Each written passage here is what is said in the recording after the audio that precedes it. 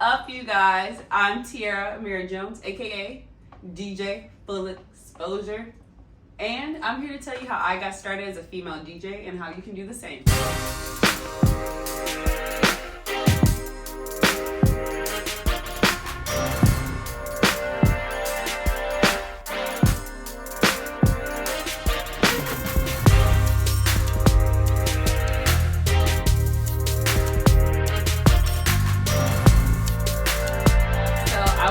Today's industry exposed off with explaining and telling you guys how I got started in DJing, because it's not something I planned, not something I ever dreamed of, and not even something I grew up around. So yeah, it was a whirlwind. I originally moved to Los Angeles from Washington DC some years ago. We going strong. And I moved to be an actor, as you guys know from my YouTube page. And with being on set, being an actor, I met people. And so I remember seeing this girl on set. I would always see her on set, like several times, to the point where we became friends. And she would always be on her laptop, in between takes, just working. I'm like, okay, what's she working on, And come to find out, she was a DJ, so she was queuing her music up. And at the time, I was trying to get into music producing. So I was actually trying to produce music for artists and, get more into that side of music. I couldn't put as much time into music producing as I wanted to. I couldn't put time into really focusing on the craft and to perfecting my beats and to, doing technical stuff that it needed. And I felt I had artists reaching out to me asking, oh, hey, can you, do this? And I'm like, I just didn't have time for it at the time. So I had put that, kind of on the back burner for the moment. Not something I'm ever not going to accomplish, but something that was just put on the back burner. And I don't know, something just came to me one day. I texted this girl and I said, hey, can you teach me how to DJ? At the time, I think I was about to go to Vegas too. So she said, yes, me and my sister, we have this long set. How about you just come through and we'll, show you some things. I was like, dang, I'm going out of town, but please let me know. Please let me know and I'll come through next time. I would love that. So some time went by, I think about a month. And I hit her back again. I was like, hey, I still want to know how to DJ. Let me know when you're free. And I think, pretty soon after she hit me back, she said, hey, I talked to my sister. And she said, we have a gig coming up in 3 weeks. So if you're comfortable, you can open for us. So at the time I was like, okay, I just asked her to learn how to DJ. Now she's saying I can potentially have an opening gig as a DJ in 3 weeks. I said yes. There's two reasons why I say yes, because I want to challenge myself. And I knew if I give myself a time limit that I would actually stick to it and I would go through with it. So kind of forcing myself to do it. The pressure. So for those 3 weeks, I went over to their house a couple times. Majority of that time I was just, downloading music because I had nothing in Serato, which you guys will learn about later. It's a DJ software. And so I was just downloading thousands and thousands of songs to make sure I had enough to even play for an hour. I'm like, I don't know how much, music that is. And I was practicing. 3 weeks goes by. They're making the flyer. They're like, hey, so what's your name? I'm like, I don't know. I need to think of a DJ name. So I'm writing down names. DJ Tiara, DJ Ice-T, DJ Xposure, DJ Full Exposure. And why did I stick with that name? So I chose DJ Full Exposures because the way music makes me feel. It makes me feel exposed. It makes me feel vulnerable, but in a comfortable, comfort way. I'm wrapped in a blanket of vulnerability, but it's okay. And when I play my DJ sets, I very much want to take my audience on a journey. So I put you on this trance, this journey where you're in your emotions, whether they're happy, whether it's making you move your body, you don't know why, whether it's, it's maybe into the end of the night, I'm like, we're vibing, we're R&Bing it, whatever the fact.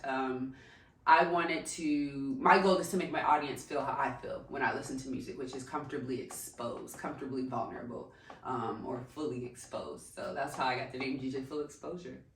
So first things first, I think it's important for everyone to understand the different types of DJs that there are. So firstly, I have my notes here. Bear with me because I cannot remember all this. So let's look. Firstly is the club DJ. So we all know this. We go to a club, we see a DJ playing music, bam, that's the club DJ. So their main purpose is to maintain the movement of the dance floor in accordance with the bar. So just making sure there's no drops in the music. Not like drops like doom doom doom, beat drops, of course. Let's get some beat drops in there. But no drops in terms of like a really fast song, then you go into a really slow dancey song. It's just keeping the movement, making sure people are on the dance floor, making sure people are dancing, moving, making sure you keep that environment of a club. That it's fun, we're moving, we're dancing, we're, keeping that image. A mobile DJ. So these mostly perform at wedding or corporate events, maybe prom parties. The thing about these DJs that's a little bit different is they may have to get comfortable with taking requests or even have like full-on playlists that are kind of curated for them. And they also may have to be more comfortable with speaking to the mic and kind of planning and coordinating the show.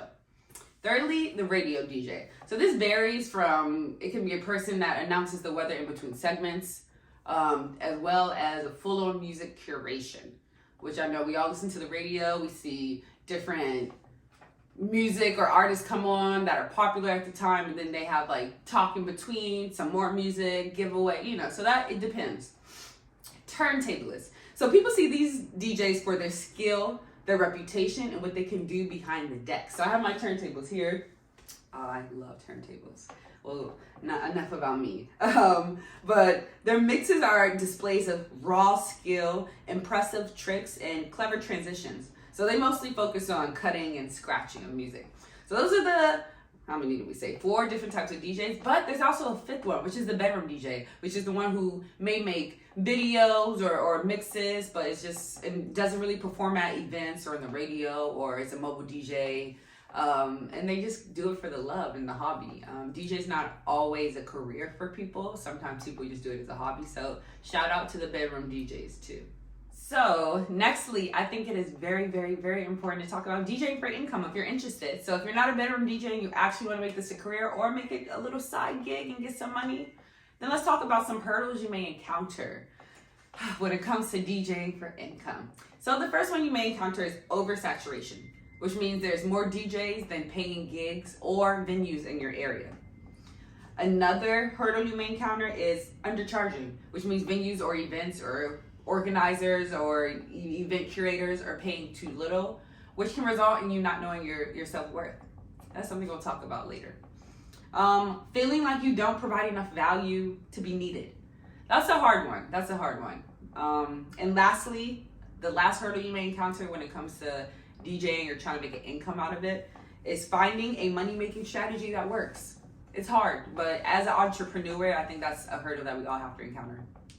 So finding one that works for you is definitely important. And here's some examples. So maybe you're a wedding DJ, and maybe you're not traveling all over the world, but you get really, really, really popular in your own hometown or city. So you're the wedding DJ to go to or to call for anything in Cincinnati, Ohio. Or that's just an example. Or maybe you're throwing shows and selling merch. That's something I personally have seen DJs have success with. Take some time to build, but I've seen them have success with it. And lastly, a good money-making tip that maybe you should do, which a lot of people got into during the pandemic, is earning tips in a weekly live stream, which I'll talk more about specific platforms you can use when it comes to building your following and brand on social media, which we'll talk about later. So I just wanted to add in here really quick that here's some tips that I go by as a female DJ and how I found success, or just as a DJ and in general, and how you can find success too. You have to hustle. You have to hustle. You have to love it. You have to practice and work on your hustle, even when it sucks. You're probably going to play your fair share of empty rooms, and that's okay. Don't panic. We've all been through it. I've been through it. You know what I'm saying? I still go through events. Some people come, some people don't. It's okay. Play it. Do it because you love it. That's why you're there. Have fun no matter what. And I swear you'll be a light or energy that people will be attracted to. Don't forget to ask. I think this last one is important. Gigs don't always just fall into your lap. So don't be afraid to reach out, ask, and again, that's part of the hustling that we just talked about. So yeah, those are really just the main tips that I can really give any DJ. It's very vague, but really, like I said, it's about the hustle. It's about doing it for the love, not to be famous or popular. And yeah, it's about putting the work in. Hey you guys, so the last thing I wanted to talk about when it comes to finding success as a female DJ or a DJ in general is building a following or building your brand. I think this is important, building your online presence. So I think it is a very good idea to record and share mixes. Let people know what you got. Let people know if they can't make an actual event, maybe that can help promote yourself too.